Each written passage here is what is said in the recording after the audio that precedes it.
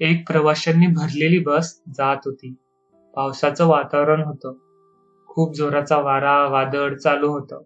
बस जात असताना थोड्याच वेळात बसच्या जवळच एक जोरात मोठी वीज कडकडली आणि ती बसच्या जवळच पडली. सगळे प्रवासी घाबरून गेले. बस थोड्या अंतरावर पुढे गेली, तेवढ्यात परत अजून एक वीज कडकडली आणि ती सुद्धा बसच्या जवळच पडली. प्रवासी आता मात्र जास्तच घाबरले. सगळेजण खूप घाबरून गेले. बस तरी पुढे निघाली आणि थोड्या अंतरावर जाताच बसच्या एकदम समोरच वीज पडली, एकदम जवळच. आता मात्र ड्रायव्हरही खूप घाबरून गेला. त्याने बस थांबवली आणि तो मध्ये गेला प्रवाशांजवळ आणि त्या प्रवाशांना सांगितलं, आपल्या सगळ्यांमधून एक असा कोणता तरी माणूस आहे ज्याचं मरण आज पक्क आहे, जो आज मरणारच आहे. त्याचमुळेच आज 3 वेळेस वीज आपल्या बस जवळ येऊन पडली. जर आपण त्या माणसाला बसच्या बाहेर काढलं नाही तर त्या एका माणसामुळे आपण सगळे प्रवासी मरू. तर कसंही करून आपल्याला त्या माणसाला बाहेर काढावंच लागेल. पण सगळ्यांना प्रश्न पडला, त्या एका माणसाला ओळखायचं कसं? त्यावर ड्रायव्हरने एक युक्ती सुचवली. त्याने सांगितलं की जवळच ते झाड दिसतंय ना, एक एक करून सगळ्यांनी त्या झाडाला हात लावायचा आणि परत बसमध्ये यायचं. ज्याचं मरण आज पक्क आहे आणि ज्या माणसामुळेच आपल्या सगळ्यांचा जीव धोक्यात जातोय, त्याच्याच अंगावर बरोबर वीज पडेल आणि तो तिथे मरेल. सगळेजण खूप घाबरत होते, पण सगळ्यांनी मान्य केलं. एकामुळे सगळ्यांचा जीव नको जायला ना. मग सगळेजण एक एक करून त्या झाडाजवळ जात होते आणि झाडाला हात लावून परत बसमध्ये बसत होते. स्वतः ड्रायव्हर सुद्धा गेला आणि झाडाला हात लावून परत बसमध्ये आला. असं करत करत सगळेच जण झाडाला हात लावून बसमध्ये बसून गेले. मात्र वीज कोणाच्याच अंगावर पडली नाही. पण एक मनुष्य मात्र बाकी होता.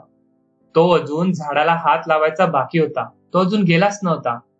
सगळ्यांना मनातल्या मनात वाटलं की ह्याच मनुष्यामुळे आपला जीव धोक्यात गेला होता. सगळ्यांनी त्याला सांगितलं की जा आणि झाडाला हात लावू नये. तो मनुष्य खूप घाबरत होता. त्याला स्वतःलाही वाटायला लागलं की कदाचित तो व्यक्ती मीच तर नसेल ना. म्हणून तो सगळ्यांना विनंती करू लागला की मला माफ करा, पण मी जाऊ शकत नाही. तो अक्षरशः रडायला लागला. स्वतःच्या प्राणाची भीक मागायला लागला की मी नाही जाऊ शकत, मला खूप भीती वाटते. सगळ्यांनी त्याला सांगितलं की नाही, असं नाही होऊ शकत. जर तुला जायचं नसेल तर तुला आम्ही इथेच सोडून निघून जाऊ. त्यापेक्षा जाऊन तरी ये. त्या मनुष्याने सांगितलं की ठीक आहे, जातो. तो कसा तरी त्या झाडाला हात लावण्यासाठी निघाला. त्याचा जीव खूप घाबरत होता. हृदयाची धडधड वाढतच होती. सगळे प्रवासी बसमधूनच त्याला पाहत होते आणि मनातल्या मनातच विचार करत होते की ह्याच माणसामुळे आज आपण मरणार होतो. एक प्रकारे ते सगळेजण त्या मनुष्याचा मरण्याचा तमाशा बघत होते की कशी ह्या माणसाच्या अंगावर वीज पडेल. शेवटी तो मनुष्य त्या झाडाजवळ पोहोचला. खूप घाबरलेला होता. कसं तरी हिम्मत करून त्याने त्या झाडाला हात लावला.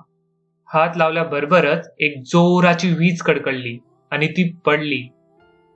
पण ती त्या मनुष्यावर नाही पडली.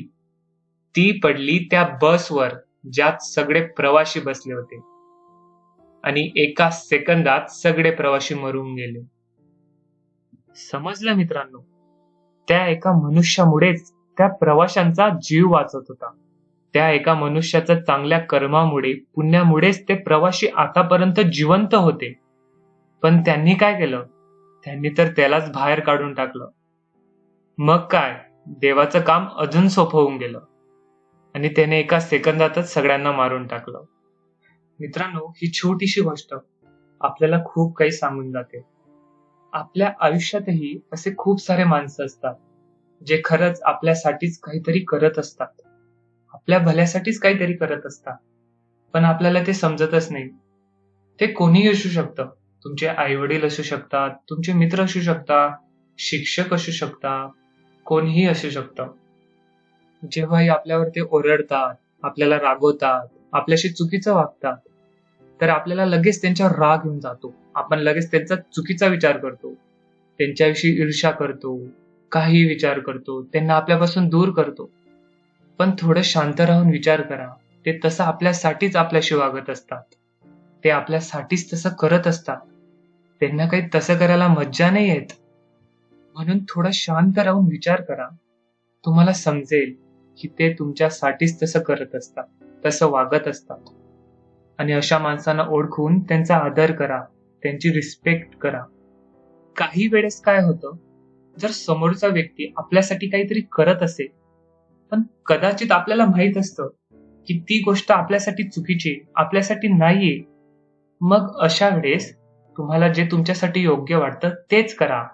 त्या समोरच्याचं ऐकू नका, पण त्याच्या भावनांचा आदर करा. कारण कितीही झालं तरी तो ते तुमच्यासाठी करतोय ना. त्याला ते तुमच्यासाठी योग्य वाटतंय ना, म्हणूनच तसं तो करतोय. म्हणून तुम्हाला वाटतं तेच करा, पण त्यासोबत त्याचा आदर करा, त्याची रिस्पेक्ट करा.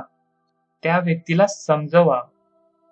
म्हणून आयुष्यात कोणालाही जज करण्याआधी त्याचा स्वभाव न बघता, तो आपल्याशी कसं वागतोय ते न बघता, त्याचा हेतू बघा, की त्याचा हेतू तुमच्यासाठीच आहे का?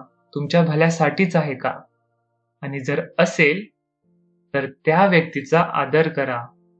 मित्रांनो, व्हिडिओ आवडला असेल तर नक्कीच लाईक करा. तुमच्या मित्रांना शेअर करा. तुम्हाला ह्याबद्दल काय वाटतं ते कमेंटमध्ये नक्की सांगा. आणि असेच व्हिडिओ बघण्यासाठी चॅनलला सबस्क्राईब करून शेजारची घंटी दाबायला विसरू नका. धन्यवाद.